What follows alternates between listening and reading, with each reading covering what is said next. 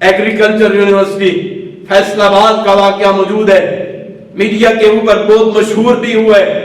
تو ایک ماں اور باپ اپنی بیٹی کو ملنے کے لیے وہاں پہ پہنچے اور گئے۔ جب بیٹی نے دیکھا تو اپنے چہرے پہ تیوڑی چڑھائی، تو اپنی دوستوں نے پوچھا کہ یہ کون لوگ ہیں جو آپ کے تاج کو ملنے کے لیے ہیں؟ کہتی ہے کہ یہ میرے گھر کے اندر کام کرتے ہیں، یہ ہمارے گھر کے نوکر اور نوکرانی ہیں، وہ مجھے ملنے کے لیے آئے ہیں۔ یہ دنیاوی تعلیم کا یہ انجام ہوا ہے جب ان کو دینی تعلیم دی ہی نہیں تھی۔ آج اس باپ کے سامنے باپ کے دل پہ کیا گزری ہوگی؟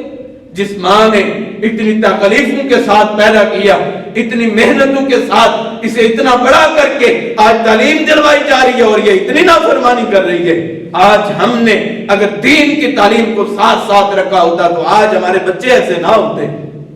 آج بتائیں کہ کتنے ایسے لوگ ہیں، ایسے یاد ہو سکتی ہیں، سمریاں یاد ہو سکتی ہیں، پوئمز یاد ہو سکتی ہیں، آج الجبرا یاد ہو سکتا ہے، لوگارتھم یاد ہو سکتی ہے، کیمسٹری، فزکس، بایولوجی یاد ہو سکتی ہے۔ اگر یاد نہیں ہو سکتی روزانہ کی بیس پہ ایک آیت قرآن مجید کی یاد نہیں ہو سکتی۔ تمام اسکولز کے میں پرنسپلز کو اور سربراہان کو پیغام دینا چاہتا ہوں کہ اپنے سکولز کے اندر، اپنی یونیورسٹیوں کے اندر، اپنے کالج اور اپنی اکیڈمیز کے اندر آپ روزانہ کی بیس کے اوپر ایک آیت کو سکھانا لازم قرار دے دیں، ایک حدیث کو سکھانا لازم قرار دے دیں۔ جب یہ بچے ابھریں گے پھر دین کے داعی بھی ہوں گے، پھر کفار کے سامنے بھی کھڑے ہوں گے، پھر انگریزی نے کچھ بھی نہیں کر سکے گا۔